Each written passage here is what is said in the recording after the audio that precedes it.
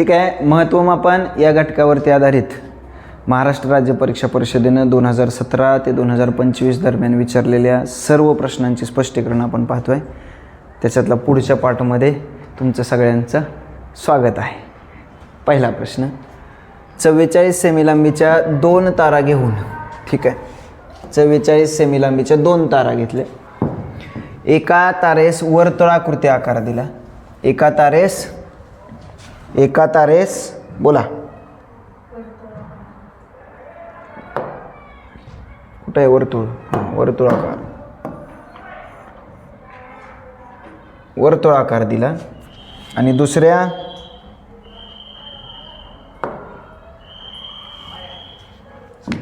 दुसऱ्या तारेस चौरसाकृती आकार दिला. ठीक. बघा, तर तयार होणाऱ्या दोन्ही आकृतींच्या क्षेत्रफळातील फरक किती? इथं वर्तुळाचं क्षेत्रफळ काढायचं आहे बाळांनो. त्या वर्तुळाची परिमिती दिली. 44 सेमी तार होते, बरोबर आहे. त्या 44 सेंटीमीटर तारेला आपण असं बेंड केलं आणि त्याच्यापासून एक वर्तुळाकार बांगडी तयार केली. तर 44 सेंटीमीटर तार होती, बरोबर आहे की नाही. तिला बेंड जरी केलं तर तिची लांबी किती राहील?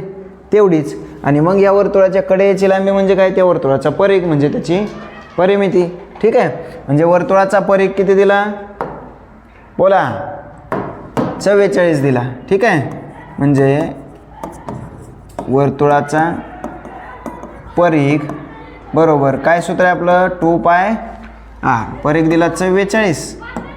2 गुणिले पायची किंमत 22/7 गुणिले r आपल्याला काढावा लागेल. ठीक आहे. आता हे 44 आहे, छेदस्थानचं 7 इकडं अंशस्थानी येईल आणि ही 22 दोन्ही 44 डायरेक्ट लिहितो मी. 44ला 44 कॅन्सल करा म्हणजे त्या वर्तुळाची त्रिज्या किती मिळाली मला? 7 मिळाली. त्या वर्तुळाचं क्षेत्रफळ काढू आपण. आता वर्तुळाच्या क्षेत्रफळाचं सूत्र काय रे?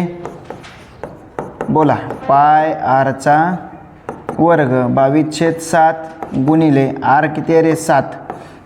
7 गुणिले 7, 7चा वर्ग करू, 7ला 7 कॅन्सल करू. बोला, 22×7 154 चौरस सेमी. ठीक आहे. या वर्तुळाचं क्षेत्रफळ किती आलं माझं? 154 चौरस सेमी आलं. डन.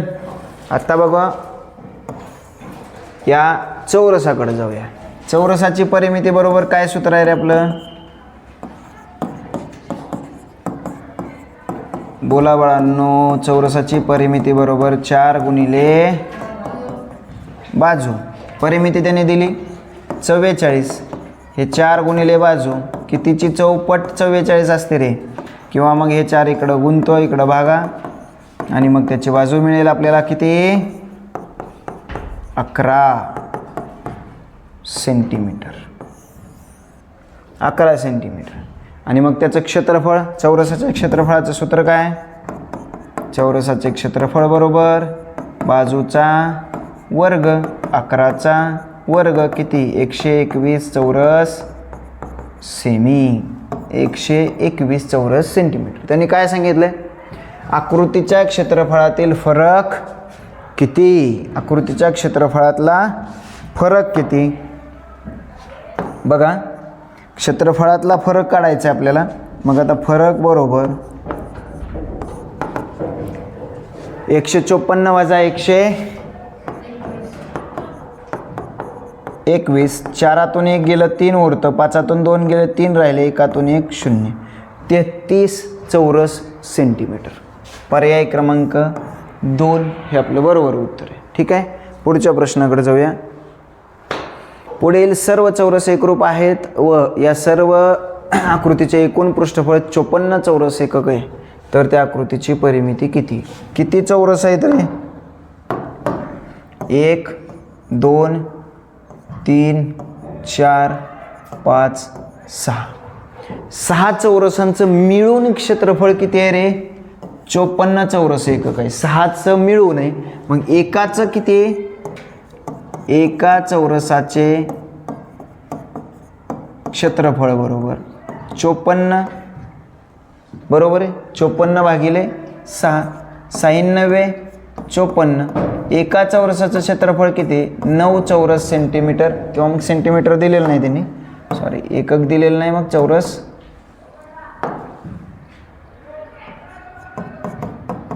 एकक.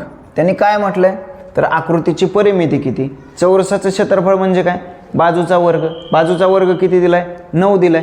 कितीचा वर्ग? 9. 3चा वर्ग 9. म्हणून आपण लिहू शकतोय चौरसाची बाजू किती रे? 3. चौरसाची बाजू किती? 3. बरोबर आहे. या प्रत्येक चौरसाची बाजू 3 आहे आणि परिमिती काढताना सर्व बाजूंच्या लांबींची बेरीज करायची. किती बाजू होतात बघा? 1 2 3 4 5 6 7 8 9 10 11 12 13 14 15 16 17 18. किती बाजू झाल्या? 18. एका बाजूची लांबी किती आहे? 3. मग संपूर्ण आकृतीची परिमिती किती येईल रे? बोला. 18 त्रिक एकूण 18. बोला बोला बोला. 18 त्रिक 54. काय दिलंय? एकक. 54 एकक. कुठं आहे? पर्याय क्रमांक 4 मध्ये दिसतंय. समजलंय? चला पुढच्या प्रश्नाकडे जाऊ. प्रश्न काय बा? एका अर्धवर्तुळाकृती बागेची परिमिती 180 मीटर. अर्धवर्तुळाकृती बाग आहे, त्याची परिमिती दिली 180 मीटर. पाठीमागच्या व्हिडिओमध्ये मी सांगितलं अर्धवर्तुळाची परिमिती बरोबर आपण डायरेक्ट घेऊ शकतो.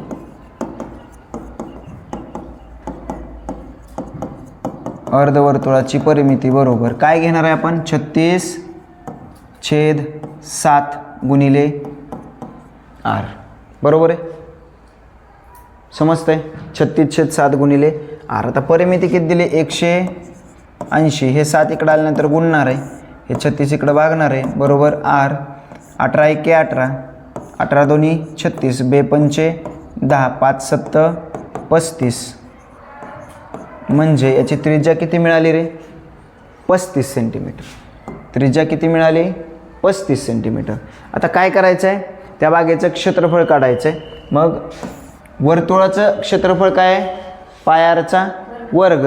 मग अर्धवर्तुळाचं क्षेत्रफळ, अर्धवर्तुळाचं क्षेत्रफळ पाय आरचा वर्ग भागिले 2. पायची किंमत त्यांनी घ्या असं दिलं नाही, मग आपण घेऊ 22/7 गुणिले r. किती आला आपला? 35 गुणिले 35/2. 7 5 35. 11. 11 गुणिले 5 गुणिले 35. 11 गुणिले 5 5 25. 7 2. 5 3 15 2 17. 11 5 55. 5 11 7 77. 77 आणि 5 किती रे? 82. 8 11 1 11 आणि 8 किती रे? 19. 1925 येणार. किती? 1925. पर्याय क्रमांक किती रे? पर्याय क्रमांक 4. 1925 चौरस मीटर हे अर्धवर्तुळाचं क्षेत्रफळ असेल. ठीक आहे? किंवा तुम्ही संपूर्ण वर्तुळाचं काढा आणि परत नंतर त्याला भागिले 2 करूनही काढू शकता. चला पुढच्या प्रश्नाकडे जाऊ. चला पुढचा प्रश्न काय पहा. 60 मीटर लांब, 40 मीटर रुंद व 5 मीटर खोल अशा खड्ड्यातील काढलेली माती 1 किलोमीटर लांब व 24 मीटर रुंद रस्त्यावर पसरली तर किती जाडीचा थर होईल? पहा, थोडंसं लक्ष द्या. 60 मीटर लांबी आहे, रुंदी आहे आणि उंची आहे. याचा अर्थ इष्टिकाची त्या आकाराचा खड्डा तयार झाला आहे. त्या खड्ड्यातली जी माती निघणार आहे म्हणजे त्या मातीचं घनफळ असणार आहे, तेवढंच घनफळ असणार आहे पसरलेल्या मातीचं. बघा मी काय म्हणतोय, जो खड्डा उकरला आहे त्या खड्ड्याचं जे घनफळ असणार आहे तेवढंच घनफळ त्या पसरलेल्या मातीचं सुद्धा असणार आहे. म्हणून आपण काय करणार आहे आता,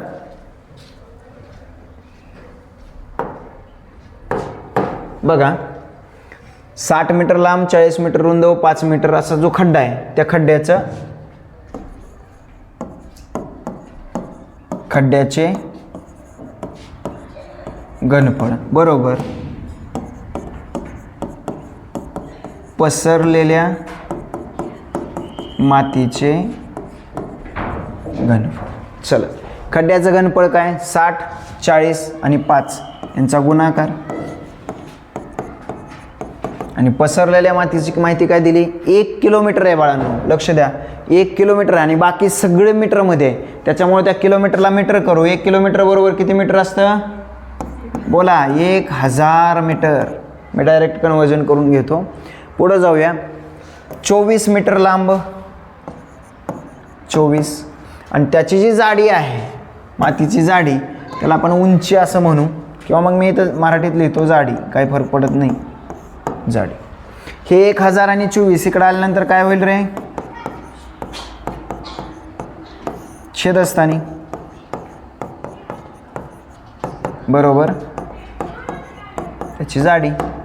चला, 4 सख 24, 4 धाय 40, 6 धाय 60. हा 0, हा 0 कट, हा 0, हा 0 कट. 5 1 5, 5 2 10. अंशात राहिला 1, छेदस्थानी राहिला 2.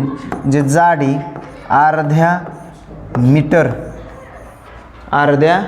मीटर लांबीचा जाडीचा थर असेल. अर्ध्या मीटरला आपण काय लिहितो रे? 0.5 मीटर असं लिहितो, किंवा मग सेंटीमीटरमध्ये लिहायचं असेल 1 मीटर बरोबर 100 सेंटीमीटर असतात. मग अर्धा मीटर बरोबर किती राहणार? 50 सेंटीमीटर. चला, कुठं आहेत पर्याय? बघा, 0.5 मीटर, अर्धा मीटर, आणि अर्धा मीटर म्हणजेच किती रे? 50 सेंटीमीटर. म्हणजे option number 1 and 3 correct answer आहे. समजलंय सगळ्यांना? चला, पुढच्या प्रश्नाकडे जाऊ. एका समभुज चौकोनाचे कर्ण 24 आणि 32 सेंटीमीटर लांबीचे आहेत, तर त्या समभुज चौकोनाची परिमिती किती? आता लक्ष द्या, समभुज चौकोन आहे.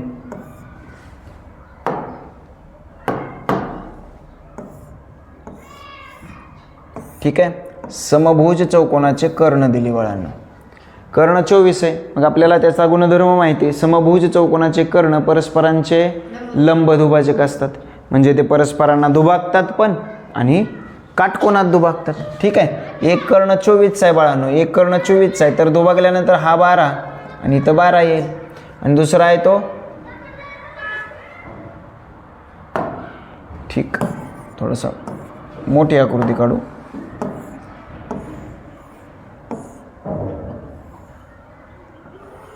ठीक, 24 आहे तर हा पार्ट 12चा होईल, हा 12चा होईल, आणि 32 असेल तर हा 16चा आणि हा 16चा होईल. बरोबर आहे?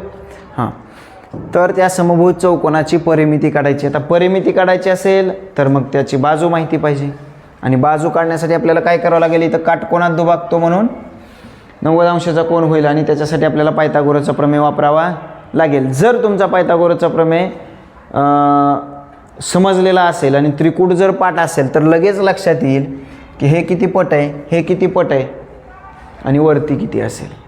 बरोबर आहे? 3 4 आणि 5 हे आपलं त्रिकूट आहे. बरोबर आहे का? बरोबर आहे का? मग 3 चौक 12, 4 चौक 16, मग 5 चौक किती येणार आहे बाळांनो? 20. बाजू 20 येईल, आणि मग समभुज चौकोनाची परिमिती म्हणजे 4 गुणिले बाजू, 20 चौक 80. डायरेक्ट उत्तर आपलं काय मिळणार आहे? 80 सेंटीमीटर. जर त्रिकूट पाठ असेल तर. नसेल तरी घाबरायचं नाही, टेन्शन घ्यायचं नाही. आपला उद्देश काय? मार्क मिळवणं. कोणत्याही पद्धतीने सोडवा. इथं पायथागोरसचं प्रमेय वापरा. हा जो असेल तुमचा तो कर्ण असेल, मग कर्णाचा वर्ग बरोबर एका बाजूचा वर्ग 144 अधिक दुसऱ्या बाजूचा वर्ग 16चा, बोला 256. यांची बेरीज किती येणार आहे? 400. कितीचा वर्ग? 400, 20चा. म्हणून कर्ण बरोबर 20 आला, आणि हा कर्ण म्हणजे या समभुज चौकोनाची बाजू असणार आहे किती? 20. मग याचं परिमिती, याची परिमिती म्हणजे काय असणार आहे? सर्व बाजू सारख्या असल्यामुळं 4 गुणिले बाजू 20 चौक 80. या पद्धतीनं केलं तरी सुद्धा चालेल. कसं करायचं तुमचं तुम्ही ठरवा, फक्त मार्क मिळाला पाहिजे. चला, पुढच्या प्रश्नाकडे जाऊ. एका इष्टिकाची त्या आकाराच्या बॉक्सची लांबी 60 आहे, रुंदी 18 आहे आणि उंची 15 आहे. ठीक आहे, अशा बॉक्समध्ये 6 सेमी बाजू असलेले किती घनाकार बॉक्स बसतील? एक गोष्ट लक्षात ठेवायची, जी मोठी इष्टिकाची ती दिली ना, तिची लांबी सेंटीमीटर, रुंदी सेंटीमीटर आणि उंची सेंटीमीटर दिली का हे बघून घ्यायचं व्यवस्थित. जर तिथं मीटरमध्ये दिलेला नाही, इथं सेंटीमीटर दिलेलं असेल तर कॅल्क्युलेशनसाठी आपल्याला एककं समान करावे लागतील. इथं एककं समानच दिलेत. ठीक आहे, आपल्याला घनाकार बॉक्स मावतील म्हटलंय, तर मग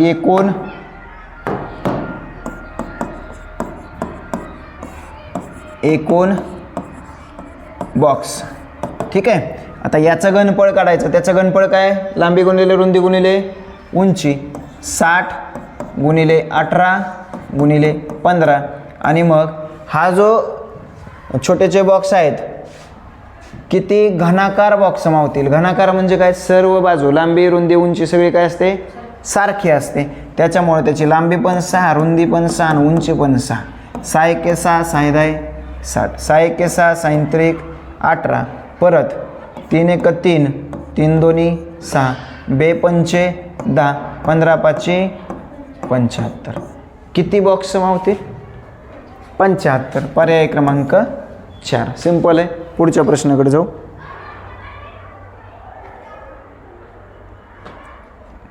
एका वृत्तचित्र आकाराच्या सिमेंट टाकीचा व्यास 14 मीटर असून त्याची उंची 10 मीटर आहे, तर त्या टाकीमध्ये किती मीटर पाणी मावेल? सिंपल आहे. काय दिले बघा, व्यास दिला राजांनो, किती रे? 14 मीटर. मग मला सांगा त्रिज्या किती रे? त्रिज्या किती? व्यासाच्या निम्मी 7 मीटर होईल. त्याची उंची 10 मीटर दिली, एच बरोबर 10 मीटर. तर त्या टाकीमध्ये किती पाणी मावेल? पाणी किती मावेल म्हणजे काय? त्या टाकीचं घनफळ. टाकी कोणत्या आकाराची आहे? वृत्तचिती. म्हणून आपण काय करायचं? वृत्तचिती जो खड्डा उकरला आहे त्या खड्ड्याचं जे घनफळ असणार आहे तेवढंच घनफळ त्या पसरलेल्या मातीचं सुद्धा असणार आहे. म्हणून आपण काय करणार आहे आता?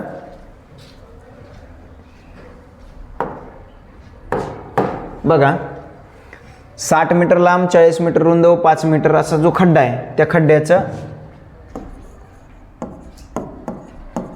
खड्ड्याचे घनफळ बरोबर पसरलेल्या मातीचे घनफळ. चला, खड्ड्याचं घनफळ काय? 60, 40 आणि 5 यांचा गुणाकार. आणि पसरलेल्या मातीची माहिती काय दिली? 1 किलोमीटर आहे बाळांनो, लक्ष द्या. 1 किलोमीटर आणि बाकी सगळे मीटरमध्ये आहे. त्याच्यामुळे त्या किलोमीटरला मीटर करू. 1 किलोमीटर बरोबर किती मीटर असतं?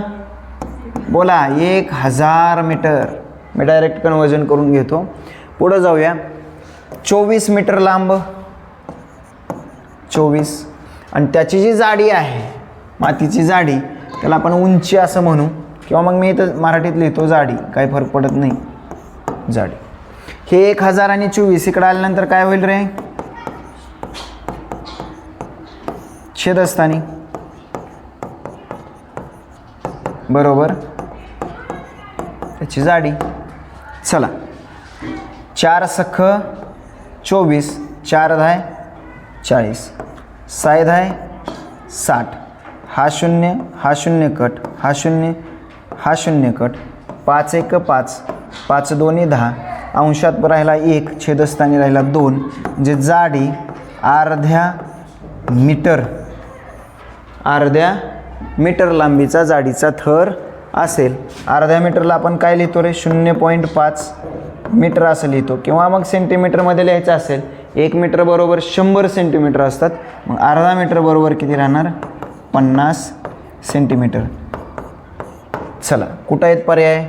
बघा, 0.5 मीटर, अर्धा मीटर, आणि अर्धा मीटर म्हणजेच किती रे? 50 सेंटीमीटर. म्हणजे option number 1 and 3 correct answer आहे. समजलंय सगळ्यांना? चला पुढच्या प्रश्नाकडे जाऊ. एका समभुज चौकोनाचे कर्ण 24 आणि 32 सेंटीमीटर लांबीचे आहेत, तर त्या समभुज चौकोनाची परिमिती किती? आता लक्ष द्या, समभुज चौकोन आहे.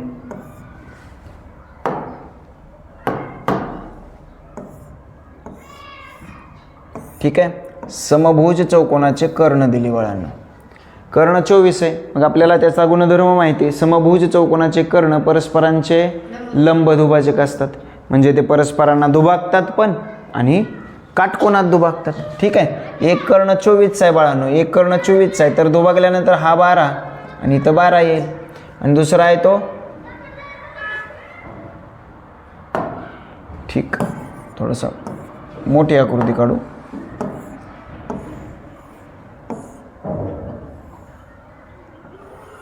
ठीक, 24 आहे तर हा पार्ट 12चा होईल, हा 12चा होईल. आणि 32 असेल तर हा 16चा आणि हा 16चा होईल. बरोबर आहे. हां, तर त्या समभुज चौकोनाची परिमिती काढायची. आता परिमिती काढायची असेल तर मग त्याची बाजू माहिती पाहिजे. आणि बाजू काढण्यासाठी आपल्याला काय करावं लागेल, इथं काटकोनात दुभागतो म्हणून 90 अंशाचा कोन होईल. आणि त्याच्यासाठी आपल्याला पायथागोरसचा प्रमेय वापरावा लागेल. जर तुमचा पायथागोरसचा प्रमेय समजलेला असेल आणि त्रिकूट जर पाठ असेल तर लगेच लक्षात येईल की हे किती पट आहे, हे किती पट आहे आणि वरती किती असेल. बरोबर आहे. 3, 4 आणि 5 हे आपलं त्रिकूट आहे. बरोबर आहे का? बरोबर आहे का? मग 3 चौक 12, 4 चौक 16, मग 5 चौक किती येणार आहे बाळांनो? 20. बाजू 20 येईल. आणि मग समभुज चौकोनाची परिमिती म्हणजे 4 गुणिले बाजू, 20 चौक 80. डायरेक्ट उत्तर आपलं काय मिळणार आहे? 80 सेंटीमीटर. जर त्रिकूट पाठ असेल तर. नसेल तरी घाबरायचं नाही, टेन्शन घ्यायचं नाही. आपला उद्देश काय? मार्क मिळवणं. कोणत्याही पद्धतीने सोडवा. इथं पायथागोरसचं प्रमेय वापरा. हा जो असेल तुमचा तो कर्ण असेल, मग कर्णाचा वर्ग बरोबर एका बाजूचा वर्ग 144 अधिक दुसऱ्या बाजूचा वर्ग 16चा, बोला 256. यांची बेरीज किती येणार आहे? 400. कितीचा वर्ग? 400. 20चा. म्हणून कर्ण बरोबर 20 आला. आणि हा कर्ण म्हणजे या समभुज चौकोनाची बाजू असणार आहे किती? 20. मग याचं परिमिती, याची परिमिती म्हणजे काय असणार आहे? सर्व बाजू सारख्या असल्यामुळं 4 गुणिले बाजू 20 चौक 80. या पद्धतीनं केलं तरी सुद्धा चालेल. कसं करायचं तुमचं तुम्ही ठरवा, फक्त मार्क मिळाला पाहिजे. चला पुढच्या प्रश्नाकडे जाऊ. एका इष्टिकाची त्या आकाराच्या बॉक्सची लांबी 60 आहे, रुंदी 18 आहे आणि उंची 15 आहे. ठीक आहे. अशा बॉक्समध्ये 6 सेमी बाजू असलेले किती घनाकार बॉक्स बसतील? एक गोष्ट लक्षात ठेवायची, जी मोठी इष्टिकाची ती दिली ना, तिची लांबी सेंटीमीटर, रुंदी सेंटीमीटर आणि उंची सेंटीमीटर दिली का हे बघून घ्यायचं व्यवस्थित. जर तिथं मीटरमध्ये दिलेला नाही, इथं सेंटीमीटर दिलेलं असेल तर कॅल्क्युलेशनसाठी आपल्याला एककं समान करावे लागतील. इथं एककं समानच दिलेत. ठीक आहे. आपल्याला घनाकार बॉक्स मावतील म्हटलंय तर मग एकूण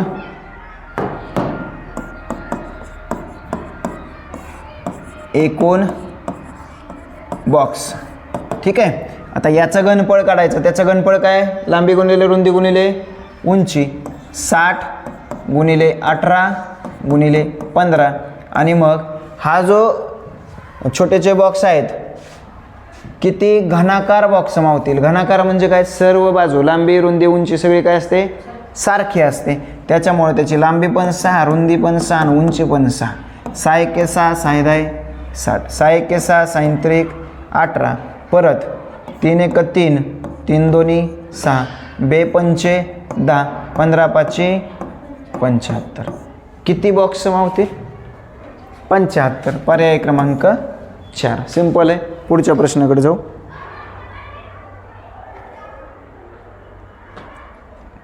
एका वृत्ताची त्या आकाराच्या सिमेंट टाकीचा व्यास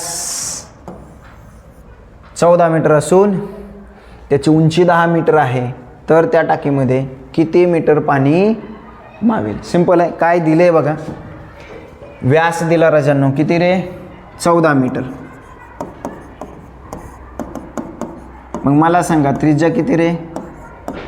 त्रिज्या किती? व्यासाच्या निम्मी 7 मीटर होईल. त्याची उंची 10 मीटर दिली, एच बरोबर 10 मीटर. तर त्या टाकीमध्ये किती पाणी मावेल? पाणी किती मावेल म्हणजे काय? त्या टाकीचं घनफळ. टाकी कोणत्या आकाराची आहे? वृत्तचिती.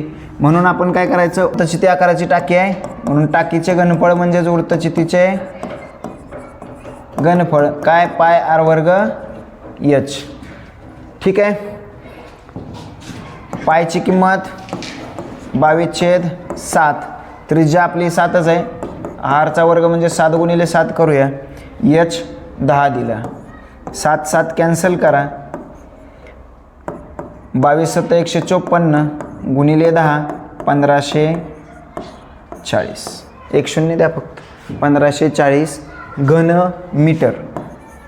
घन मीटर हे त्याचं घनफळ असेल. पण आपल्याला त्यांनी पर्याय कशात दिले रे? लिटरमध्ये. किती लिटर पाणी मावेल म्हणजे आपल्याला माहिती पाहिजे. 1 घनमीटर बरोबर 1000 लिटर. 1 घनमीटर बरोबर 1000 लिटर. मग आता याचं लिटरमध्ये जर रूपांतर करायचं असेल तर याला 1000 न गुणायचं. 1000 न गुणायचं म्हणजे त्याच्यावर 3 शून्य वाढवून द्यायचे. संपलं. 15,40,000 लिटर. 15,40,000 लिटर. पर्याय क्रमांक 2 हे आपलं बरोबर उत्तर असेल. समजलंय? चला पुढच्या प्रश्नाकडे जाऊ. एका चौरसाचा कर्ण 25 वर्गमुळात 2 सेंटीमीटर असेल तर त्या चौरसाचे क्षेत्रफळ किती? चौरसाच्या क्षेत्रफळाचं सूत्र काय रे बाळांनो? बाजूचा वर्ग. मग बाजूचा वर्ग काढायचा. याचा अर्थ आपल्याला बाजू अगोदर शोधावी लागेल. कर्ण दिलाय. कर्णावरून जर बाजू शोधायची असेल तर बोला काय आहे कर्णाचं आणि बाजूचं रिलेशन सांगा. चौरसाचा कर्ण बरोबर वर्गमुळात 2 गुणिले बाजू. चौरसाचा कर्ण बरोबर वर्गमुळात 2 गुणिले बाजू. चला कर्ण किती दिला रे? 25 वर्गमुळात 2 बरोबर वर्गमुळात 2 गुणिले बाजू. आता मला सांगा हे वर्गमुळात 2 आहे ते इकडे आल्यानंतर काय करणार आहे? छेदस्थानी जाणार आहे. वर्गमुळात 2 कॅन्सल होईल आणि बाजू माझ्याकडे किती उरणार आहे रे? 25. आता मला शोधायचं आहे काय? त्या चौरसाचं क्षेत्रफळ काढायचं. चौरसाच्या क्षेत्रफळाचं सूत्र माझ्याकडे आहे. काय आहे रे? बाजूचा वर्ग म्हणजे 25चा वर्ग. 25चा वर्ग 625 चौरस. हां सेमी दिला असेल सेंटीमीटर लिहा, मीटर असेल तर मीटर लिहा. चौरस सेमी येणार आहे. 625 चौरस सेमी कुठं दिसतंय बघा आपल्याला? पर्याय क्रमांक 1 मध्ये दिसतंय. चला पुढच्या प्रश्नाकडे जाऊ. 44 सेमी परिमिती असलेल्या चौरसाचे क्षेत्रफळ 44 सेमी परिघ असणाऱ्या वर्तुळाच्या क्षेत्रफळापेक्षा कितीने कमी असेल? 44 सेमी परिमिती आहे. थोडंसं समजून घ्या. छान प्रश्न आहे. 44 सेमी परिमिती असलेल्या चौरसाचं क्षेत्रफळ. आता चौरसाची परिमिती दिली बाळांनो किती रे? 44 सेमी. म्हणजे सगळ्या बाजूंच्या लांबीची बेरीज किती दिली? 44. म्हणजे एक बाजू किती असणार आहे? 11. एक बाजू किती असणार आहे? 11. समजून घ्या. एक बाजू 11 असेल तर त्या चौरसाचं क्षेत्रफळ काय असणार आहे? त्या चौरसाचं क्षेत्रफळ म्हणजे काय? बाजूचा वर्ग. 11चा वर्ग 121 असेल. इथपर्यंत क्लिअर? पुढं जाऊ. 44 सेमी परिघ असणाऱ्या वर्तुळाच्या क्षेत्रफळापेक्षा कितीने कमी असेल? ठीक आहे. 44 सेमी परिघ आहे. आता परिघाचं सूत्र काय आपलं? बोला. परिघाचं सूत्र 2πr. परिघ 44 आहे. 2 गुणिले 22/7 गुणिले r. हे 7 इकडं आलं बाळांनो आणि हे 2 गुणिले 22 छेदस्थानी. 22 दोन्ही 44. 44 कॅन्सल म्हणजे r किती आला? 7 आला. मग त्या वर्तुळाचं क्षेत्रफळ काय असणार आहे? बोला. पाय rचा वर्ग 22/7 गुणिले rचा वर्ग म्हणजे 7चा वर्ग. 7ला 7 कॅन्सल. 22 7 किती रे? 154. काय म्हटलंय? क्षेत्रफळापेक्षा कितीने कमी असेल? ते 154 आहे आणि हे 121 आहे. कितीने कमी आहे? तर 154 वजा 121. 4हातून 1 गेलं 3 उरतं. 5हातून 2 गेलं 3. 1हातून 1 0. 33 चौरस सेंटीमीटरनं कमी आहे. समजलंय का सगळ्यांना? एकदम सोपा प्रश्न आहे. पर्याय क्रमांक 1 हे आपलं बरोबर उत्तर आहे. पुढच्या प्रश्नाकडे जाऊ. 452 मीटर लांबी व 322 रुंदी असलेल्या आयताकृती बागेच्या बाहेरील बाजूला लागून 11 मीटर रुंदीचा रस्ता तयार केला तर त्या रस्त्याचे क्षेत्रफळ किती? छान प्रश्न आहे, थोडं लक्ष द्या. लांबी आहे, रुंदी आहे.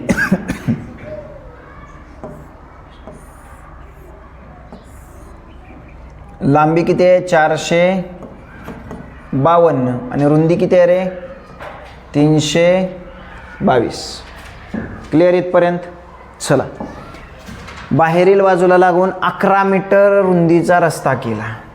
बाहेर याच्या 11 मीटर रुंदीचा रस्ता केला बाळांनो. थोडंसं लक्ष द्या, थोडंसं लक्ष द्या. हे 452 आहे, इथून इथपर्यंत किती वाढेल? 11.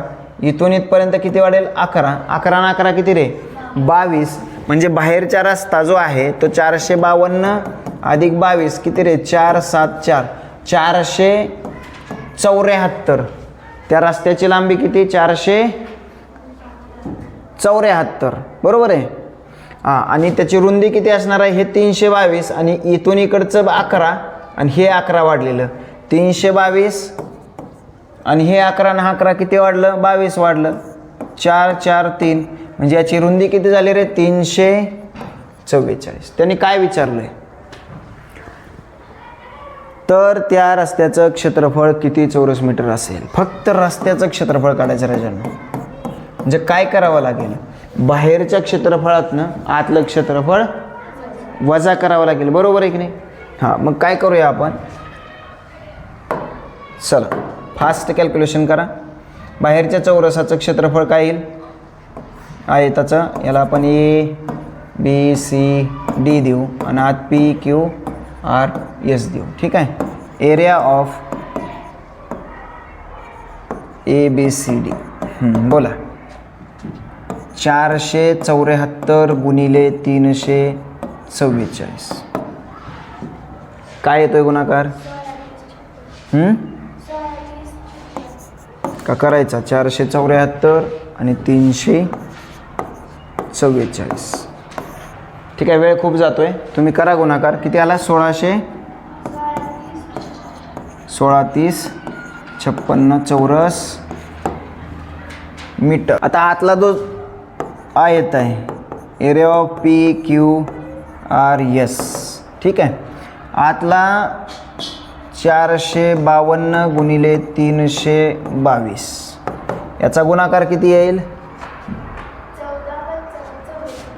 14 55 44 चौरस मीटर. ठीक आहे, कॅल्क्युलेशन करून घेतलेलं आहे. तुम्हीही घ्या, जास्त वेळ जाईल आपला. पुढं काय म्हटलं आहे? रुंदी रस्ता. हां, ठीक आहे. तर काय करायचं आपल्याला? रस्त्याचं क्षेत्रफळ काढायचं आहे. म्हणजे काय करायला लागेल? बाहेरच्या मोठ्या आयताच्या क्षेत्रफळातून छोट्या आयताचं क्षेत्रफळ वजा करावं लागेल. 16 30 56 वजा 14 55 44. बरोबर आहे का? बघा, वजाबाकी करा. 13तून 6 गेले किती राहतात? 7. 7तून 5 गेले 1. 17,512 चौरस मीटर. त्या रस्त्याचं क्षेत्रफळ काय असेल? 17,512 चौरस मीटर. पर्यायामध्ये दिलेलं नाही. ठीक आहे, ऑप्शन त्यांच्याकडनं चुकीचे झालेले आहेत. पुढे जाऊया. 28 सेमी व्यास असलेल्या भरीव अर्धगोलाच्या एकूण पृष्ठफळाचे 14 सेमी त्रिज्या असलेल्या भरीव गोलाच्या पृष्ठफळाशी गुणोत्तर. वा, छान प्रश्न आहे. बघा, लक्ष द्या. 28 सेमी व्यास आहे भरीव अर्धगोलाचं एकूण पृष्ठफळ. आता बऱ्याच वेळा आपण काय कन्फ्यूज होतो बघा. अर्धगोल आहे, मग काय करतोय आपण? अर्धगोलाचं एकूण पृष्ठफळ म्हटलं की मग गोलाचं पृष्ठफळ भागिले 2 करतो. बरोबर आहे तुमचं बाळांनो, पण थोडं लक्ष द्या. हा अर्धगोल आहे ना, गोल आहे बाळांनो, तर त्याचा जो खालचा जो पृष्ठभाग आहे ना तो वर्तुळाकार असणार आहे. बरोबर आहे का? तो वर्तुळाकार असणार आहे. सूत्र कसं तयार होईल बघा. गोलाचं एकूण पृष्ठफळ किती आहे सांगा मला? 4 पाय r चा वर्ग भागिले 2. तो पार्ट तर झालाच हा सगळा. याचं एकूण पृष्ठफळ किती आलं आपलं? 4 पाय r वर्ग छेद 2 आलं. पण हा जो वर्तुळाकार पार्ट आहे त्याचं सुद्धा पृष्ठफळ घ्यावं लागेल पाय आरचा वर्ग म्हणजे वर्तुळाचं क्षेत्रफळ. हे 2 बघा 2 पाय आर वर्ग आणि हा 1 पाय आर वर्ग म्हणजे किती झाले 3 पाय आरचा वर्ग.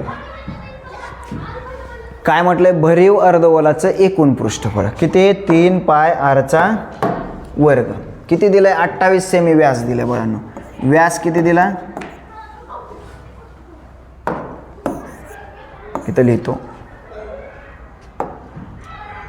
व्यास दिला 28 तर मग त्रिज्या किती रे 14 28च्या निम्मी. याला आपण कंटिन्यू करू 3 गुणिले पाय 22/7 आणि त्रिज्या आपली किती आली 14. आरचा वर्ग आहे म्हणून 14 गुणिले 14 7 दोन्ही 14. बघा 22 त्रिक 66 आणि 22 त्रिक 66 14 दोन्ही 28. गुणाकार करून घ्या 1848. पृष्ठफळ आहे त्याच्यामुळं चौरस सेमी ठीक आहे. पुढं इथपर्यंत झालो आपण क्लिअर. 14 सेमी त्रिज्या असलेल्या भरीव गोलाच्या पृष्ठफळाशी. आता भरीव गोलाचं पृष्ठफळ किती आहे रे बोला. भरीव गोलाचे पृष्ठफळ म्हणजे एकूण पृष्ठफळ. एकूण पृष्ठफळ काय 4 पाय आरचा वर्ग.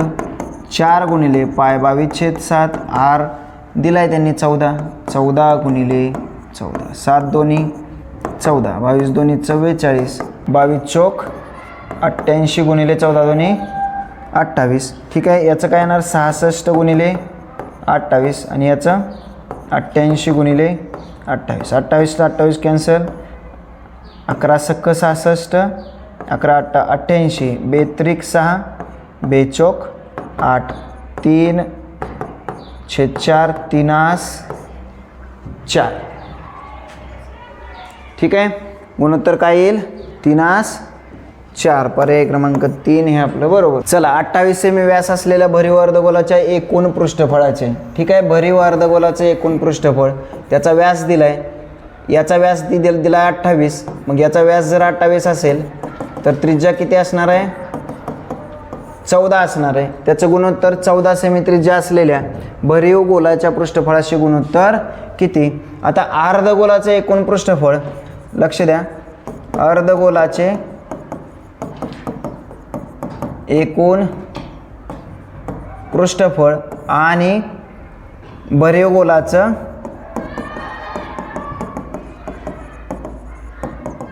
पृष्ठफळ यांचं गुणोत्तर आपल्याला काढायचं आहे. याचं सूत्र आहे 3 पाय आरचा वर्ग आणि याचा आहे 4 पाय आरचा वर्ग. दोन्हीकडं आर सेम असल्यामुळे हे कॅन्सल पाय कॅन्सल 3/4 हे गुणोत्तर येईल. त्याप्रमाणे पर्याय क्रमांक 2 हे बरोबर उत्तर असेल. पुढच्या प्रश्नाकडे जाऊ. एका सभागृहाची लांबी 28 रुंदी 10.5 मीटर आहे. त्या सभागृहात सगळीकडे 10.5 मीटर बाजू असलेल्या चौरसाकृती फरशा बसवायच्या असतील. ओके चला या प्रकारचा प्रश्न आपण या अगोदर घेतला आहे. चला सभागृहात एकूण किती फरशा बसतील तर मग सभागृहाचं क्षेत्रफळ किती 28 गुणिले 10.5 मीटर आणि मग त्या फरशीचं क्षेत्रफळ घ्यावं लागेल. फरशीची बाजू किती आहे 10.5 मीटर आहे म्हणजे 0.5 गुणिले 0.5. आता 2 घरं सोडून खाली दशांश चिन्ह द्यायचं आहे. वरती 1 घर सोडून म्हणजे गुणिले 100 जर केलं आपण तर वरती काय येईल 28 गुणिले 10 50 येईल आणि खाली 5 गुणिले 5 येईल. 5 दोन्ही 10 5 1 5 0 परत 5 चौक 20 5 दोन्ही 10 म्हणजे आपलं उत्तर 28 गुणिले 42 हे येईल. ठीक आहे. 28 गुणिले 42 गुणाकार करा 42 गुणिले 28 8 दोन्ही 16 1 8 चौक 32 1 33 2 दोन्ही 4 4 दोन्ही 8 6 7 11 1176 फरशा लागतील. 1176 कुठे रे पर्याय क्रमांक 3 हे आपलं बरोबर उत्तर आहे. चला पुढच्या प्रश्नाकडे जाऊ. चला पुढचा प्रश्न काय पहा. एका चौरसाचे क्षेत्रफळ 5.29 चौरस सेंटीमीटर आहे, तर त्या चौरसाची परिमिती किती? परिमिती काढण्यासाठी आपल्याला अगोदर चौरसाची बाजू माहिती पाहिजे आणि चौरसाच्या क्षेत्रफळावरून जर बाजू काढायची असेल तर आपल्याला काय करावं लागेल? चौरसाचे क्षेत्रफळ बरोबर बाजूचा वर्ग. क्षेत्रफळ दिले 5.29. कितीचा वर्ग आहे रे? 5.29 कितीचा वर्ग आहे? 23चा वर्ग 529 आहे. तर मग इथं 2 घरं दशांश चिन्ह असेल तर इथं 1 घर घ्या, म्हणजे बाजू किती आली? 2.3 आली. त्याच्यावरून आपण चौरसाची परिमिती काढू शकतोय. चौरसाची परिमिती काय सूत्र आहे आपलं? चारी बाजू समान असल्यामुळे 4 गुणिले 2.3. बोला 23 चौक, बोला 23 चौक 92. 1 घर सोडून दशांश चिन्ह द्यावं लागेल. 9.2 चौरस सेमी येईल का रे परिमिती म्हटल्यानंतर? नाही, फक्त काय येणार? सेंटीमीटर. म्हणून पर्याय क्रमांक 4 हे आपलं बरोबर उत्तर आहे. चला पुढच्या प्रश्नाकडे जाऊया. हा प्रश्न मागाशी पण आपण शिकलोय. बघा, असा एक पिंप आहे. कोणत्या आकाराचा? वृत्तचिती आकाराचा. त्याच्या तळाची त्रिज्या किती दिली रे? 21 दिली, बरोबर आहे. समजा त्याच्यामध्ये पाणी इथपर्यंत आहे. त्यानंतर एक वृत्तचिती आकाराचा इष्टिकाचिती आकाराचा एक ठोकळा आहे. त्याची लांबी, रुंदी आणि उंची दिली. तो ठोकळा पाण्यामध्ये टाकला. मग आता त्या ठोकळ्याचं जेवढं घनफळ असेल ना तेवढंच पाणी वरती येणार आहे. म्हणजे वरती जर समजा हा ठोकळा टाकला आपण पाण्यात, तर हे पाणी इथपर्यंत वरती आलं. म्हणजे जे पाणी वरती आलंय त्या पाण्याचं घनफळ आणि त्या ठोकळ्याचं घनफळ सारखं असायला पाहिजे. मग इष्टिकाचितीचं घनफळ, त्या ठोकळ्याचं घनफळ, ठोकळ्याचे घनफळ बरोबर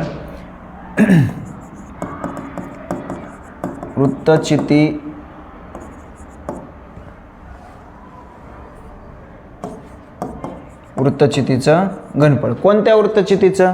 हा वाढलेला पार्ट, फक्त हा वाढलेला पार्ट. ठोकळ्याचं घनफळ काय येणार बाळांनो? लांबी गुणिले रुंदी गुणिले उंची. आणि वृत्तचिती या घनफळाचं सूत्र काय आहे? बोला. सांगा. पाय आर वर्ग एच. पायची किंमत 22/7. आर दिलाय त्यांनी किती रे? 21. आणि उंची आपल्याला काढायची. ठीक आहे. बघा हे 22, 18 आणि 7. आता हा 7 आहे ना, तो वरती अंशात जाईल. 22 गुणिले 21 गुणिले 21 हे सगळं छेदस्थानी येईल. ठीक. 22ला 22 कॅन्सल करा. 7 1 7, 7 त्रिक 21, 7 1 7, 7 त्रिक 21, 3 त्रिक 9, 9 दोन्ही 18. म्हणजे उंची किती रे? 2 सेंटीमीटर वाढेल. उंची किती वाढणार आहे? 2 सेंटीमीटर. पर्याय क्रमांक 1 हे आपलं बरोबर उत्तर आहे. चला पुढे जाऊ. एका मिनी बसच्या चाकाचा व्यास 0.7 मीटर आहे. त्या बसचे चाक 5000 फेऱ्यात किती अंतर कापेल? अतिशय सोपा प्रश्न आहे. पहा, चाकाचा व्यास दिलाय किती? बोला. चाकाचा व्यास किती आहे? 0.7. चाकाचा व्यास आहे. एक फेरी, चाकाची एक फेरी म्हणजे त्या चाकाचा परीघ. एक फेरी बरोबर त्या चाकाचा परीघ. बघा लक्ष द्या. चाकाची एक फेरी बरोबर परीघ. आता परीघाचं सूत्र काय आहे सांगा? 2πr किंवा मग 2r म्हणजेच व्यास असतो पाय आणि डी. पायची किंमत 22/7 आणि डी किती दिला? 0.7. एक घर सोडून दशांश चिन्ह आहे. 22 गुणिले 0.7/7 कितीनं गुणायचं रे? 10नं. का? पॉईंट काढून टाकण्यासाठी. मग 22 गुणिले 7 येईल आणि अंश छेदस्थानी 7 गुणिले 10 आहे. 7ला 7 कॅन्सल आणि 22/10 आहे. एकच्या पुढे 1 शून्य, दशांश चिन्ह, एक घर पाठीमागं. 2.2 मीटर. ही काय झाली रे? एका फेरीमध्ये कापलेलं अंतर आहे. अशा किती फेऱ्या आहेत? 5000 फेऱ्या. 5000 फेऱ्यात कापलेलं अंतर काढायचं असेल तर एका फेरीत 2.2, तर अशा 5000 फेऱ्या घ्यायच्या. ठीक आहे. 22 पंचे 110 आणि वरती 3 शून्य आहेत. हे 3 शून्य द्या. एक घर सोडून दशांश चिन्ह आहे म्हणून एक घर सोडून दशांश चिन्ह द्या. 11,000 मीटर. प्रश्नामध्ये 5000 फेऱ्यात किती अंतर कापेल तर 11,000 मीटर. मीटर दिलेलं नाही, किलोमीटरमध्ये रूपांतर करा.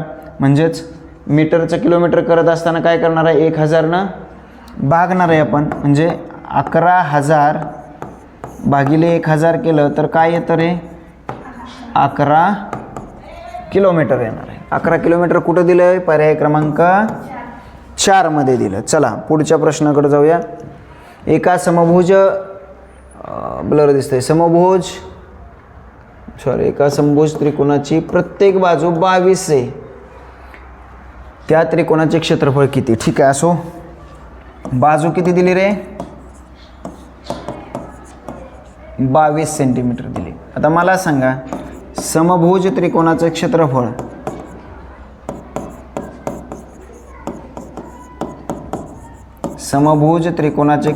काय रे, वर्गमुळात 3/4 गुणिले बाजूचा वर्ग. वर्गमुळात 3/4 गुणिले आपली बाजू किती आहे रे, 22. मग 22 गुणिले 22. बे दोन्ही 4, बे 11 22, बे 11 22. 11 गुणिले 11, 11चा वर्ग 121 वर्गमुळात 3. 121 वर्गमुळात 3 कुठं दिसतं रे आपल्याला, पर्याय क्रमांक 4 चौरस सेंटीमीटर. समजलंय. ठीक आहे. हे प्रश्न झालेले आहेत का. चला या प्रश्नात काय म्हटलं, एका घनाची बाजू 12 सेंटीमीटर आहे. असे धातूचे 3 घन वितळवून एक इष्टिका चित्ती तयार केली. बघा एक घन आहे, त्याची बाजू किती आहे 12. असे किती 3.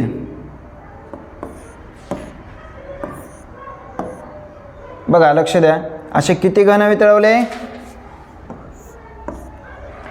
3 घन वितळवले. मग आता एका घनाचं घनफळ काढायचं अगोदर आणि गुणिले 3 करायचं. एका घनाची बाजू किती आहे 12, घनाचं घनफळ किती रे, घनाचे घनफळ बरोबर बाजूचा घन म्हणजे 12चा घन किती रे, 1728 घन सेंटीमीटर. ठीक आहे. हां, मग आता पूर्ण इष्टिका चितीचं घनफळ, अशा इष्टिका चितीमध्ये असे किती घन आहेत, 3 घन आहेत. म्हणजे 1728 गुणिले 3 करावं लागेल. 3 8 24, हातचे आले 2, 3 2 6 2 8, 3 7 21, हातचे 2, 3 1 3 2 5, 51 84, 51 84 घन सेंटीमीटर इष्टिका चितीचं घनफळ आलं. आता मला सांगा त्या इष्टिका चितीचं घनफळाचं सूत्र काय आहे रे, लांबी गुणिले रुंदी गुणिले उंची. त्यांनी दिलं तळाचं क्षेत्रफळ. तळाचं क्षेत्रफळ म्हणजे काय, ही लांबी आणि ही तुमची रुंदी. लांबी गुणिले रुंदी म्हणजे काय, तळाचं क्षेत्रफळ. त्यांनी दिलं आहे किती 144 गुणिले उंची. घनफळ आपण काढलं किती आलं 51 84. चला 51 84 भागिले 144 बरोबर उंची. ठीक आहे. चला कितीनं भाग जातोय बघा, बे 7 14, बे 2 4, बे 2 4 1, बे 5 10, 1 92 18, बे 2 4. म्हणजे किती मिळालं मला 25 92 भागिले 72. आता पुन्हा कितीनं भाग जाईल, हां 12 सक 72, 12 2 24, 1 12 1 12, किती राहिले 7, 12 सक 72, साइन त्रिक 18, 3 6 6 36.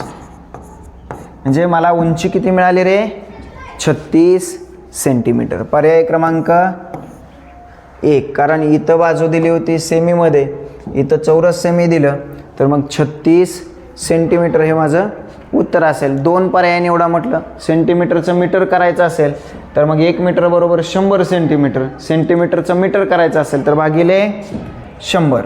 बरोबर आहे. 36 सेमी, आता 36 भागिले 100 म्हणजे 0.36. 0.36 मीटर. ठीक आहे. 36 सेंटीमीटर आहे, 0.36 मीटर पर्याय क्रमांक 3 मध्ये. असे दोन्ही पर्याय आपल्याला मिळाले. ठीक आहे. तर आज इथंच थांबूया. याच्या पुढील प्रश्न आपण नेक्स्ट पार्टमध्ये कंप्लीट